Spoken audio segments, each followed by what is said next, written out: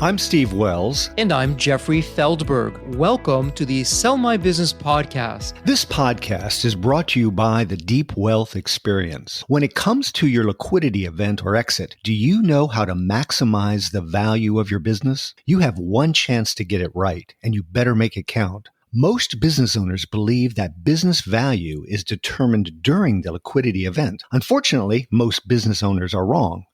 Your enterprise value is a direct result of the depth and quality of your preparation. Who are we and how do we know? We're the 9-figure exit guys. We said no to a 7-figure offer. 2 years later, we said yes to a 9-figure offer. Despite having the same people, the same company, the same services, we increased our business value 10 times. How did we do this? We spent millions of dollars and years of time to uncover strategies that level the playing field. The end result is the 12-week Deep Wealth Experience. We've created a proprietary solution that is relentless, resilient, and gets results. Learn how to master the art and science of a liquidity event. We've leveraged the same strategies that took us from 7 figures to 9 figures. The Deep Wealth Experience levels the playing field so you can dominate and win. Book your free call today to find out if you have what it takes for the Deep Wealth Experience. Visit www.deepwealth.com/success to book your free call. That's www.deepwealth.com/success. Welcome to episode 61 of the Sell My Business podcast.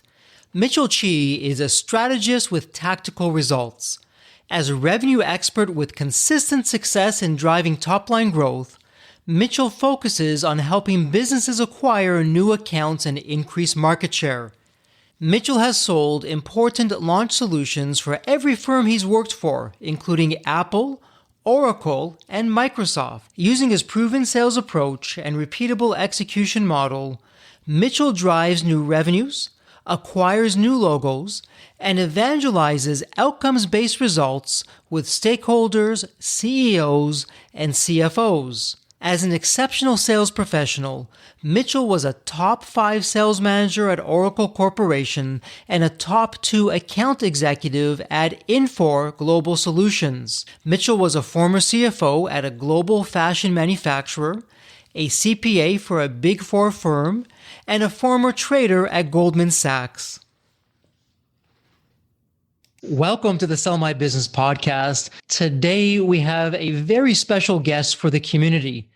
Our guest has a success record that reads like an encyclopedia. More successes than we'll have time to talk about, but it's truly an honor both for me and for the community. So Mitchell, I'd like to welcome you officially to the Sell My Business podcast. Thank you so much for your time today. And Mitchell, perhaps we can start with the story behind the story. Every successful story has one. What did you do to get you to where you are today? What's that story behind the story? Yeah, it's an interesting story. Number one, Jeffrey, I'm pleased to be here. Thank you for inviting me, and thank you for giving me some time to share. I don't know if it's sage or not, wisdom, but yeah, the story behind the story is interesting. I started my career as an accountant with Price Waterhouse, CPA. I discovered after about 2 years, I didn't like accounting. It was very based on history. No offense to anybody that's out there. What happened last week? What happened last month? What's the trends look like? And I was working very closely with Goldman Sachs. And one night, the senior partner at Goldman Sachs turned to me and just said that. You must like history. And I said, how? I was 24. And lo and behold, I moved over to Goldman Sachs, had a great run there. I was an arbitrage trader, not when they hired me, but I did arbitrage from the floor of the New York Stock Exchange. And at 31, I retired. I don't know if you call that, Jeffrey, a successful exit, but that's a foundation of what's been driving me ever since. And Mitchell, we will get into that. And for the benefit of the community, what you need to know is that Mitchell has had 11 startups with 7 successful exits. So you've defied the odds, Mitchell. And let's talk about that for the moment, because success is not an accident. Success leaves clues. Mitchell, when you look back to those exits, the successful exits that you've had, what did you do that made things work better or just had you cross the finish line that if you wouldn't have done that, it would have been a very different outcome? Fantastic question. I always talk about grit, and I talk about tenacity, and I talk about the drive that people see the vision and the goal line. Steve Jobs failed over 300 times developing the iPod.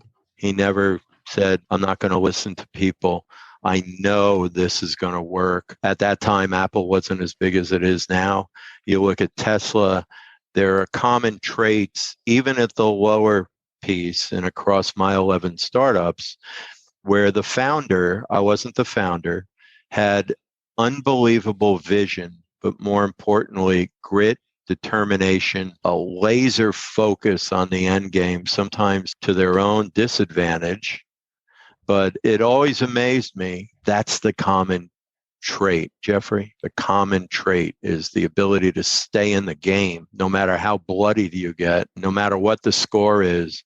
You're staying in the game and you're thinking about the end result. It's not that important where you start, but it is very important where you end. Obviously, there have been some startups that have failed and can go back and do forensics on that. But grit, determination, drive, very important. And the last one is surround yourself with people that play to your weakness.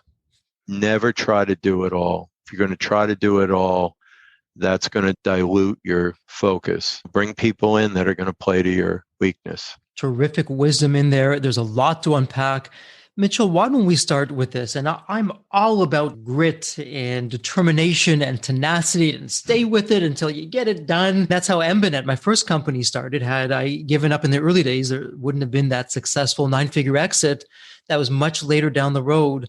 But Mitchell, on the flip side, I've been in situations where my grit and my determination and my tenacity has worked against me. And I didn't know when to call it a day. And I put good money after bad in some of my startups and not a happy ending. How do you know? Where do you tell of, okay, I'm on the right path. This is when to use my grit and my tenacity, or, hey, let's switch gears here. What's the secret there? Great question. I think some of the traits with startups, when they get up and running, think of them as a toddler. They're running around their house. Oh my God, I'm touching everything. This is the world, invincible. But the fact of the matter is, aside from having people that are going to guide you, same thing with childhood, you need to understand when to say my plan needs to be adjusted. There are a fair amount of companies and some of the startups I've been involved with, they didn't want to take any advice. I know this is going to work. A lot of that trait came from people that were not necessarily in sales, but on the engineering or technical side. And in that mode, those type of people are gifted and brilliant, but they always question, I've invented the best mousetrap. Why don't people come running to me? And that's a very delicate time to coach and to try to get them on the right road, but to look at it in different ways and plan for the unknown. Typically, younger companies don't have that planning for the unknown. And I suppose we can tie that back into some of the people that you surround yourself with. But before we do that, let me ask you something that's back onto the grit and the tenacity side. What's interesting is you refer to yourself as someone who has the sales DNA within him, and you have a track record that shows that. You're one of the top sales managers at Oracle. In the early days when Apple was getting going, you were right there and had one of the largest dealerships for Apple. Most businesses, Mitchell, in my experience, you have very talented founders, incredibly smart people. But when it comes to sales, most businesses tend to fail the grade on the sales side. What's that missing link for most business owners that if they just change this or if they did that, it would mean the difference of being the best kept secret to being that successful business, changing lives, making a difference, solving problems? To use your words, which I do love, let's unpack that a little bit. You get to a point where everyone sells. I want to be careful with that statement, but everybody in the world sells. You sell to your children, and I'm not saying that it's a bad thing. I bump into people and they ask me what I do. I tell them I'm in sales, and the first thing they think is 3 martini lunch. This guy's on the golf course. He's shady. He's going to sell me a used car. It's going to break down in 2 weeks. Maybe I did that once or twice in my teen years, but everybody does sell. That's putting your best foot forward. And the bigger thing is believing truly in what your product is. So if you look back at Oracle, I was with Oracle during the dot-com fuel and the dot-com bust. And it was very interesting to see the huge hockey stick and then to see it evaporate and go downhill. Whereas pets.com these days, shipping dog food below any retailer with free shipping. But the fact of the matter is everybody does sell. And contrary to what you said, Jeff, I truly believe a CEO has to come from the sales side. Has to. They're selling their investors. They're selling their employees. They're selling customers, and they are the single visionary that younger companies are going to latch onto and say, this is a company I want to buy from. I want to engage in this company. That's an important part of it. I think during my career, I was always looking back on it, focused on sales and marketing. I had one client of Sage recently say, you're the P.T. Barnum. I don't know if it was a compliment. He says it was. The ringleader to really get focused, get the narrative down to something that's compact and easy to say, realize that most people have the attention of a gnat listening to what you're trying to tell them. And it's important you always turn that conversation around to, it's all about you, Jeffrey. It's about you. And a lot of people do that. Look at childhood. It's all about the child. It's all about the employee. It's all about those relationships that have a piece of sales in it, but it's also compassion, empathy, knowing when to have the right boundaries. You look at two kids raised in the same family, it's like trading places. One's a tremendous success, same household. The other one is off the rails. You sit back and go, wait, what went wrong here? I don't know. I'm not that brilliant. I've raised 6 kids. So I look pretty good at 21 with a lot of gray hair. But I think that's the single comment to tell your listeners is that you need to take advice from experts. You need to stay focused. You need to understand that whether you invented a product, invented a new service, have something that the market can't wait for, you need to realize and embrace that change is good. Change is good. And that doesn't mean you're not going to get to California on the airplane when you're bored in New York. But who knows if you're going to hit a storm in the Midwest? Who knows if the plane needs to circle? That pilot is always laser focused on runway 32, and we'll get there. If I board a plane, which I'm going to do tomorrow, first time since COVID, but if they're sitting around reading a map and they're confused, and how am I going to get there? I think I'm getting off the plane. Some good advice for traveling after the pandemic, but that's a whole other conversation. And I have a feeling we'll touch on that. Now, you said something interesting, Mitchell, and let's go back to that. Regardless of who founded the company, but the ultimate CEO needs to have a sales background in order to communicate not just to customers, but to future stakeholders. Or if you're having a liquidity event, it's really one big sales event or sales process. And if you take that CEO concept, I would take it a step further and say one area where most business owners fall down is forget a CEO. They don't have the business run without them. And I was in that category for the first portion of Embanet. I finally learned that lesson a little bit late, but did it. Better late than never. And I would love to hear from your experience, particularly now with what you're doing, because I know you're out there, you're making a difference with companies, with Sage, and you're offering how to solve problems for businesses. What are you seeing out there when it comes to businesses running without the business owner and how to fix that in your experience? That's a tough thing. That's an event that's very hard to let go. Steve Jobs was fired from Apple. He was fired. They had to go through that growing pain. They brought in the wrong CEO at the time, in my opinion. Brought somebody from a consumer beverage company, but Steve was out. He had taken that child as far as he could and needed somebody with the skills to take it to young adulthood. I could make the same statement for Larry Ellison, the founder of Oracle. Absolutely brilliant. I'm still a huge fan of Larry. but he was fired. And still the biggest stockholder,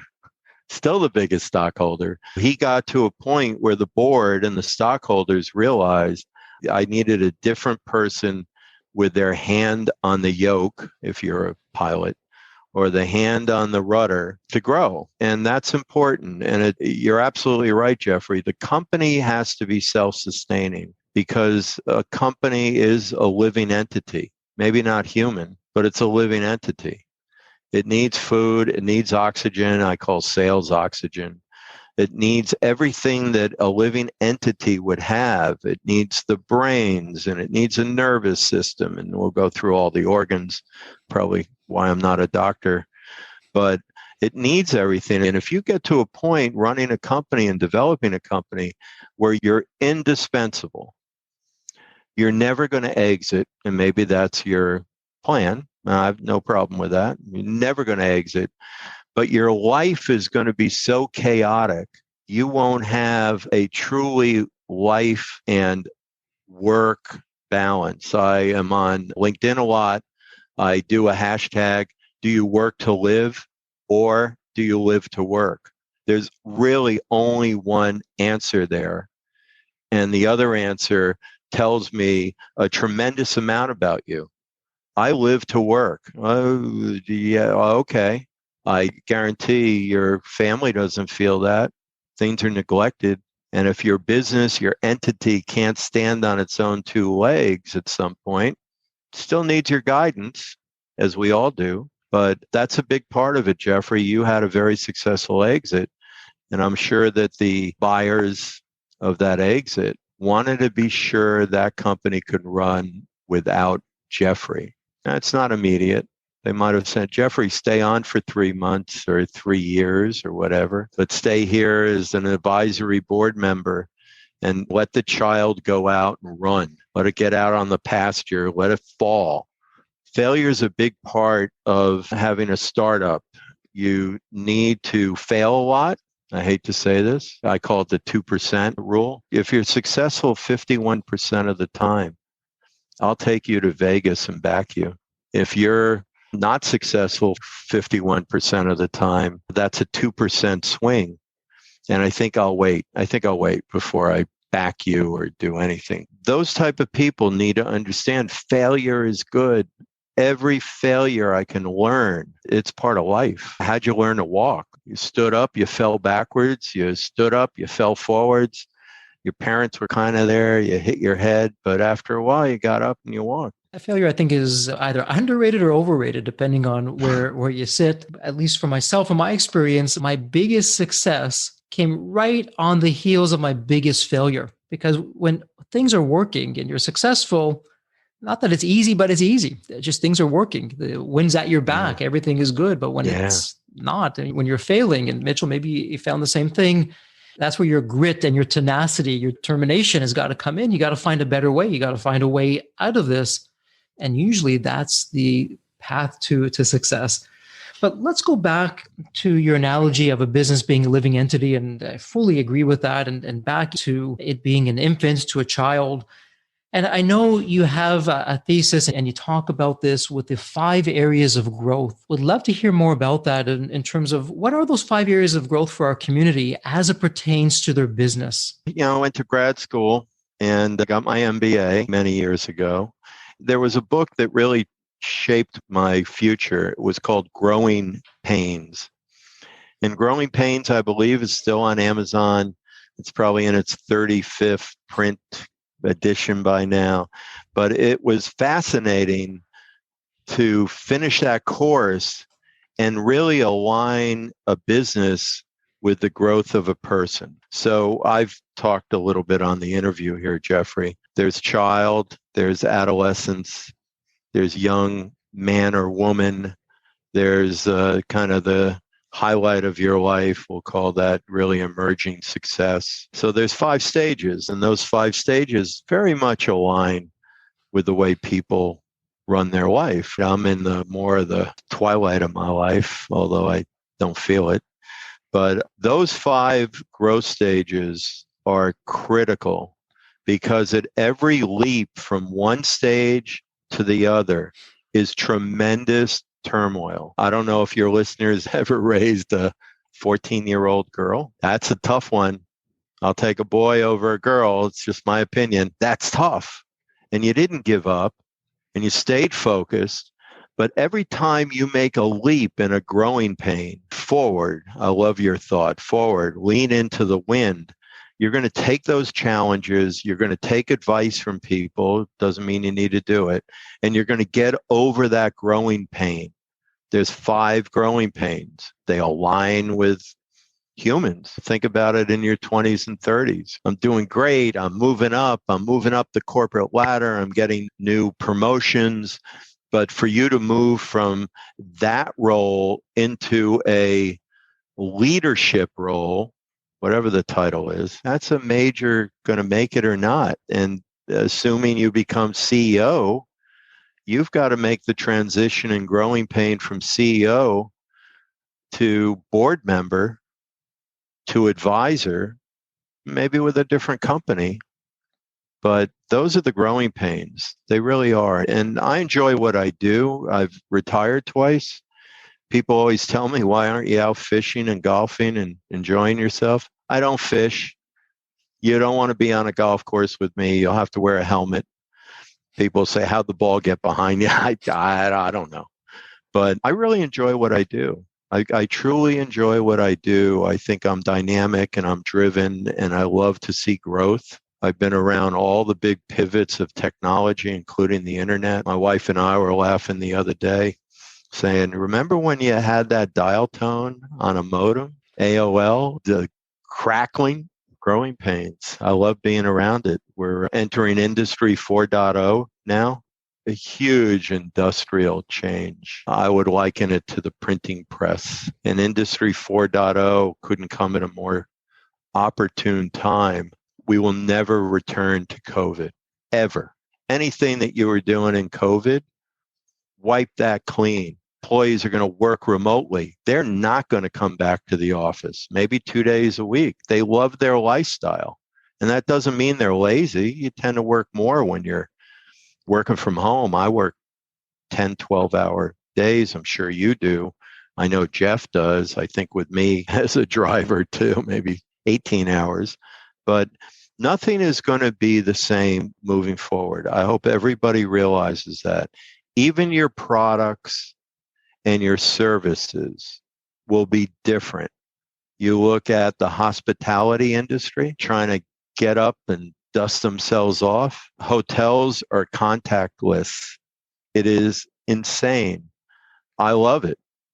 But no registration, QR codes. You go to restaurants, QR code, there's the menu. We'll get to a point where now that is part of the lifestyle. You look at Amazon 10 years ago to tell a retailer, what do you think about delivering a product 2 days from the time it's ordered? What are you, nuts? There's no way that could happen. Well, you look at the biggest threat to Amazon now is Walmart. They have the real estate. They're going to clobber Amazon eventually. I've got positions in both those companies. But it's amazing to see the fortitude and the grit that your listeners have, that businesses have, big and small. You look at Toyota. I just bought a vehicle for my wife, contactless. We went for a test drive. They didn't even sit in the car and babble and tell me everything that's great about it. Here's the keys. Please bring it back. And my wife and I went off on an hour test drive. You never heard of that before. I asked another dealer, can I take it home overnight? Sure. The worst transaction people hate is buying a car. I'd rather buy a house than buy a car. You just worked over and bloodied. And that experience has gotten very smooth. It's frictionless and things are going to change. And in that change, to get back on topic, it's important that they bring in people that have been there, done that, and can help guide a business owner or somebody that's got an equity stake in a company so you can properly adjust for the wind. Do this on your own, you're in for a rough time. That's why Sage, my firm, has had tremendous demand since December. Kind of startled Jeff and I. How'd we get here? My wife definitely doesn't like it. 3 o'clock in the morning, she'll wake up. You're on your phone. And so, Mitchell, let's talk about that. And it's a nice segue into Sage Professional Services with what you're doing. And it's also a terrific way if you look at your experiences. So you've just walked us through the 5 areas of growth. It's not every day that you meet somebody who has 7 successful exits. You've worked with some of the most successful and largest companies in tech. You have the sales DNA and the numbers to back that up and prove that. So you have terrific insights into this thing called success. So when you take now the pandemic, as businesses are trying to figure out this new normal, not only get things back on track, but make up for lost time, how does that interplay into what Sage Professional Services does for my business to catapult it to the next level? So really what we do is you think of Mission Impossible. You're either Peter Graves or you're Tom Cruise, depending upon your age. Whoever hires you, they've realized that they need help. They need help specifically on an initiative that an owner or CEO has, and that initiative is on the short list of initiatives. It's not paint the gate, put up new signs, but there's a list. And the interesting thing is we're very specialized in what we do. So we bring a leader in, not a figurehead, but a leader in. I'm on my largest client right now as Chief Strategy Officer in North America. There was never that position before. It is project-based, very specific mission. I've assembled a team to really focus on the initiative, cut through the barriers, cut through the problems, because we've been there, we've done that, and to complete the mission. And in completing that mission, we want to extract and get out. What's happening is some of our clients say, that was great, let me give you another mission. I'm great with that. It's financially rewarding for both sides. It's good learning for the CEO to say, we'll use CEO for now. Wow, I brought in a specialist. I brought in somebody that specifically works on ventricles in the heart. I couldn't have done this. They came in, they completed the mission, they got out. It's an interesting new offering. COVID has really latched on to this. We wait for the next challenge. We have an exciting group of specialists, primarily through LinkedIn. That's my rich pool of open opportunities. If you're on LinkedIn, I can go in and slice and dice and find the right talent for the mission. I have a biotech that wanted a CMO in life sciences pharmaceuticals because that biotech just got approved by the FDA to bring their product commercial. Most likely they'll be bought. Big pharma doesn't want to have that risk anymore. Their mission was very discreet. I need ads approved. I need to get DTC, direct to consumer, on TV. I got to be sure the FDA approves all this. Oh my God, help. And I found the leader on LinkedIn, He assembled his Mission Impossible team and got out. That's the value. It's a lot of fun. So, Mitchell, this is fascinating. It's more than a recruiter. And I know you make it very clear up front. We are not recruiters. That's not what we're doing. Obviously, though, talent is part of the equation here. So is it you're finding the right talent and then you're helping that talent with the strategy and the sales DNA to parachute into a situation to get the mission done successfully and then move on to the next one? Is that big picture wise what you're doing? Some of that is. I think the important thing, and you really nailed it, Jeffrey, thank you for that. We're not a placement company. In fact, our contracts with my clients specifically say, you cannot hire anybody on my Mission Impossible team, period. Can't happen. So that becomes very clear cut of our role and our position. On helping my Mission Impossible team, I'm hiring experts that have done this. A lot of times I haven't done it.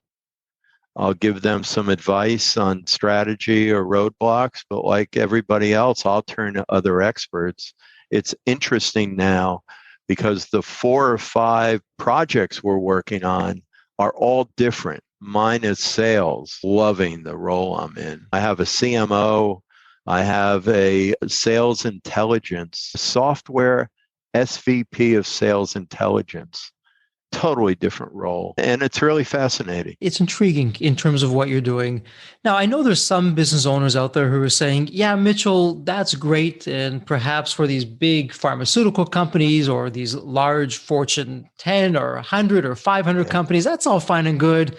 But that's not my business. I'm a much smaller kind of entity, and it's something that I probably have no business even doing in the first place. Why are they wrong, Mitchell? What would you tell them? I only focus on the small and medium segment of the market. The larger tier one companies, they don't need Sage. They've got departments of marketing people and departments of salespeople, and they don't need my help. In the band of under 10 million in revenue, and I don't want to cap myself, I really feel there's a huge demand. We're contingency only. So think about it. I complete my mission, you're paying me. I don't complete my mission. That's the risk share that I have with my client. My client's saving a tremendous amount of money, and time. They don't have to hire people and see if they're right and see if their resume is a lie or their resume is truthful. They don't have to do any of that. They don't have to worry about 90 days later, I got to terminate this guy. They don't have to worry about he's missing my goal here. It has tremendous value to the small business owner to the point of guiding the business owner for a successful exit. I have a you'll see it soon, venture capital banking executive coming on board that can renegotiate loans, can deal with banks. He came from the banking industry. He's worked with venture capitalists and home offices. He's been there, done that. He'll go on road shows. He's tremendous. Now, why would you want to hire that person? That person on hire is probably $200,000 to $300,000 and will probably want a chunk of equity. Just come to us. There's our mission. For our business owners out there, I hope you're listening really carefully. In the Deep Wealth 9-step roadmap, step number 7 is an advisory team, and you have your advisory team for your liquidity event. But Mitchell, you're taking this to a whole other level, and why not? Why not have an advisory team of experts on a mission-by-mission basis, which when you add up all those missions, eventually will get you to your liquidity event, and it'll get you there in style. A little bit of an intrigue there as we go with this Mission Impossible theme, but it'll also get you there with a higher EBITDA and just a better looking liquidity event every which way around, which is just a fabulous way to do that. Mitchell, how did you come upon this particular way of rolling out this service with Sage Professional Services on a mission by mission basis? We'll have some skin in the game because you don't pay us until we have some clearly defined goals that you can check the boxes on that we're done. And everyone now has really a vested interest to want to make this happen. How'd you come up with that? What does that look like? Wow. How do I extract this? So during my career, we go back over this over and over again, but it is a theme. When I was at Goldman Sachs, you could not walk in with your presentation and your ask from the senior partners of Goldman Sachs unless you had 2 slides on the last time you told them something and what the outcome was. They didn't want to hear from you. So if you went in there and said, hey, 3 months ago, I pitched you this, and it failed, they're done. So that kind of fabric in me really crafted the offering. I've worked with startups on a contingency basis, not as an offering, just because I don't want to work 100% for a company. And that's part of the Sage offering, is that my Mission Impossible team doesn't dedicate more than 50% of their time. And the leaders tend to really like that. They're more seasoned people that I don't want to work full time, but yeah, I'll work 50%. What you find is in the client I'm engaged with, I told them no more than 40% of my time because I had this vision. But lo and behold, I'm probably dedicating 90% of my time to this client just out of the passion. And the founder of this company, it's a global supply chain company, wants to help me get other clients because he said, don't put all your eggs in one basket. That's how I started 22 years ago. And I understand that. And I want to do the best I can to help you minimize your risk when your project's done. And you don't find that. People buy from people, Jeffrey. People don't buy products to companies. It just doesn't happen. People interact with people. My biggest fear when I walk or drive out in the universe is all the people on their cell phones. I was born and raised in New York City, the greatest city in the world. And by the way, there's only one New York City, it's Manhattan. If you look at that, people are losing that whole experience. Their heads down, they're getting run over by a cab. God, stop. You're only here once. Life is a journey. Don't be a hitchhiker. I'm writing a book right now with little excerpts on that. But don't be a hitchhiker in life.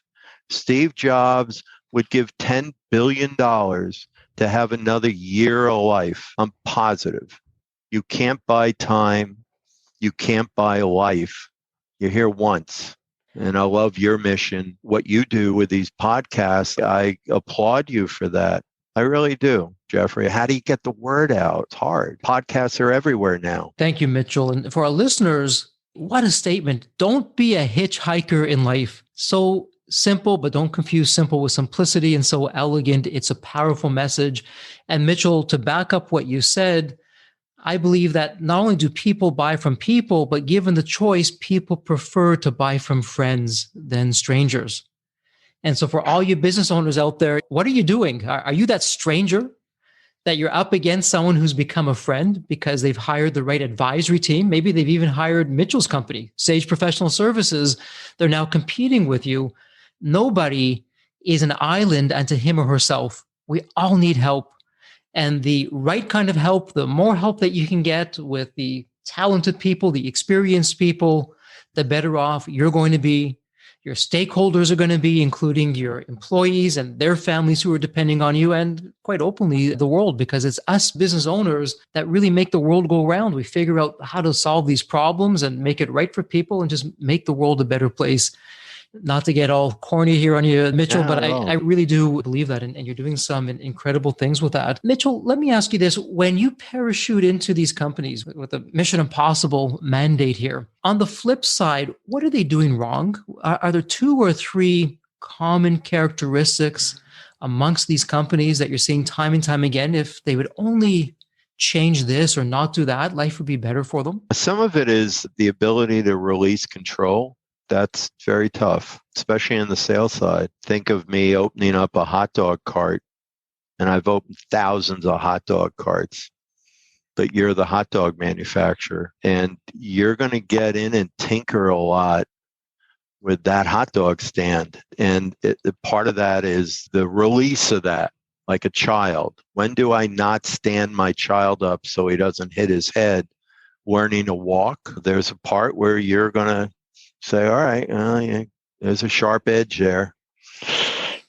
Let's see what happens. So that's number one. That's the biggest thing when we parachute in. The second thing is we have to have alignment from the whole company. That alignment is critical because the employees of any company can sabotage your mission and you won't know it. You just won't know it. And that is a horrific event. You got the customer service rep hates their job. They get your customer on the line.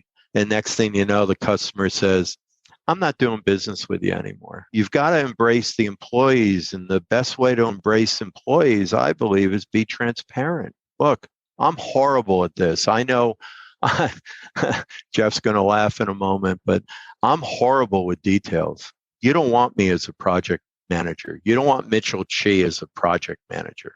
You don't want me as a pilot. The plane will crash. So I know my weakness, and you've got to accept that. And employees need to understand the strengths and why you're bringing in a specialist. My child's sick. I'm not going to go to my general practitioner anymore. I need an oncologist. I need a pediatric oncologist. I need somebody that's done it thousands of times. I'm not shopping on price. I tell a lot of customers sometimes, if you're shopping for the cheapest software, you're going to die. You're going to die because there are some events that you do not forsake cost. And I'm not saying go wild, but the way you shop for a brain surgeon, you better be shopping for experts and employees. We don't all have to be contract business. So anyway, that's our mission and we're sticking to it. And as Obama used to say, because that's what I do, these are all things that drive my feet to the floor. I call that a metric when I talk to younger people. When I wake up in the morning, my feet hit the floor in about 30 seconds. If you wake up in the morning and 4 hours later, you're still in bed, you hate your job. I'll tell you right now, you hate your job. Maybe I'll call in sick. Oh my God, I hate my job. I'll just leave you with that. I'm passionate about a few things, but human development is very important to me. I coach and mentor a lot of people, no fee, just because I like doing it. Younger people, my wife always says, you're on the phone 2 hours with that guy. Yeah, he's 21. It's his first job. It's interesting how you're giving it back, which is terrific. And Mitchell, you're leaving our listeners with all these statistics. You have the 2% rule, the difference between success and failure, that 2% rule. And now the 30-second rule of how long it takes you to get out of bed where your feet hit the floor. I love it. But let me ask you this, Mitchell, as we begin to wrap up the podcast, there's one question that I love to ask every guest. And the question is this. Earlier, you referred to one movie. I'm going to refer to a different movie for this question. And the movie is Back to the Future. In that movie, you had this incredible car, the DeLorean car, that could take you back to any point in history. So, Mitchell, I'd like you to imagine that tomorrow morning, you look out your door, you pass your 30-second rule, you got out of bed, it's less than 30 seconds, you look out your window, and there's a DeLorean car. It's waiting for you. The door is actually open, waiting for you to go in. And now, Mitchell, you go in the DeLorean and you can go back in time to any point in your life.